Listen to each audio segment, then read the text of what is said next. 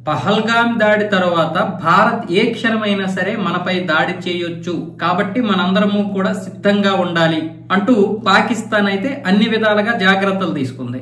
ముఖ్యంగా చైనాని నమ్ముకుంది. చైనా దగ్గర రాడార్ వ్యవస్థ కొనుగోలు చేసిందా, లేకపోతే చైనా లేదా సగం ధరకే ఇచ్చిందా, ఫ్రీగా ఇచ్చిందా పక్కన పెడదాం, కానీ చైనా దగ్గర నుంచి మాత్రం చాలా వ్యవస్థలు తీసుకొచ్చింది. అలాగే ఆయుధాలను కూడా తీసుకొచ్చింది. ఈ యుద్ధ ఆయుధాలతోని అలాగే టెక్నాలజీతో వీటన్నింటినీ నమ్ముకున్నటువంటి పాకిస్తాన్ భారత్ ఏ క్షణంలో దాడి చేసినా సరే మనం ధీటుగా సమాధానం చెప్పొచ్చు అని మంచి ధీమాతో ఉంది. అయితే మనం చేసినటువంటి దాడి ఏదైతే ఉందో మే నెల 7వ తారీఖున ఆపరేషన్ సింధూర్ లో భాగంగా చేసినటువంటి ఈ యొక్క దాడికి పాకిస్తాన్ తన యొక్క ఊహలన్నీ కూడా పటాపంచలైపోయాయి.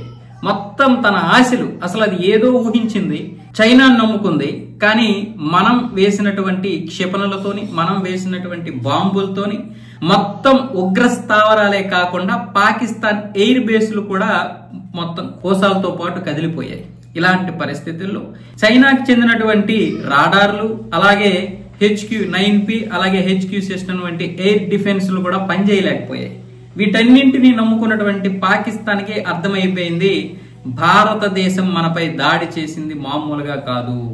ఇక సరే, పాకిస్తాన్ చేసినటువంటి దాడి భారతదేశం ఏ విధంగా అడ్డుకుందో మీరు అందరూ చూశారు. ముఖ్యంగా S-400 చూసిన తర్వాత పాకిస్తాన్కి కూడా ఉన్నులో ఉనికి పుట్టేసింది. ఆ యొక్క వ్యవస్థ అలాంటిది. అసలు మనపై దాడి చేయడానికి కూడా భయపడింది. ఎందుకంటే మనం దాని యొక్క వ్యవస్థని పూర్తిగా కనుగొని నిర్వీర్యం చేశాం. మన యొక్క ఆకాశ్ ఎయిర్ డిఫెన్స్, అలాగే S-400 మరికొన్ని డ్రోన్లతో మనం అడ్డుకునే విధానం, మనం చేసినటువంటి లక్ష్యాల దాడి అన్నీ కూడా 100కి 100% ఖచ్చితమైనటువంటి లక్ష్యాలని చేరుకోవడంతో ఏమీ చేయలేనటువంటి పాకిస్తాన్ ఇక చైనా నమ్ముకుంటే ఇక మనము గంగలో కలిసిపోతాం.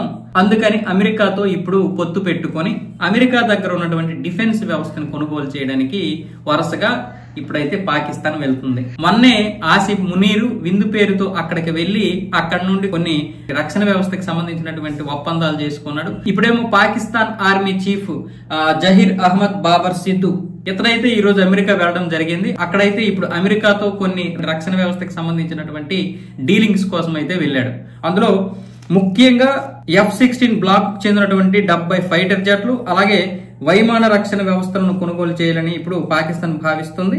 అలాగే అమెరికా తయారీ AIM-7 Sparrow air to air క్షిపణులను, US నిర్మిత హై మొబిలిటీ ఆర్టిలరీ రాకెట్ సిస్టమ్లను కూడా కొనుగోలు చేయడానికి అయితే చూస్తుంది. దీనివల్ల పాకిస్తాన్ పై చైనా కూడా కోపాలు రావచ్చు, లేదా ఈ చైనా, పాకిస్తాన్, అమెరికా అన్ని ఒకటే కాబట్టి ఎక్కడికక్కడ వాళ్ళందరూ కూడా, భారతదేశం ఇందులో ఇన్వాల్వ్ లేదు కాబట్టి అందరూ కూడా మామూలుగా సైలెంట్ గానే ఉండొచ్చు. చూడండి, ఈరోజు చైనాని కూడా నమ్మలేనటువంటి పరిస్థితి పాకిస్తాన్కి వచ్చింది. కానీ అమెరికా చూసారా ఎంత తెలివిగా తన దగ్గర ఇప్పుడు యుద్ధ పరికరాలు కొనడానికి ప్రణాళికలు రచించింది. ఇక్కడ ట్రంప్ సక్సెస్ అయ్యాడు, జిన్పింగ్ ఏమొచ్చేసి ఓడిపోయాడు.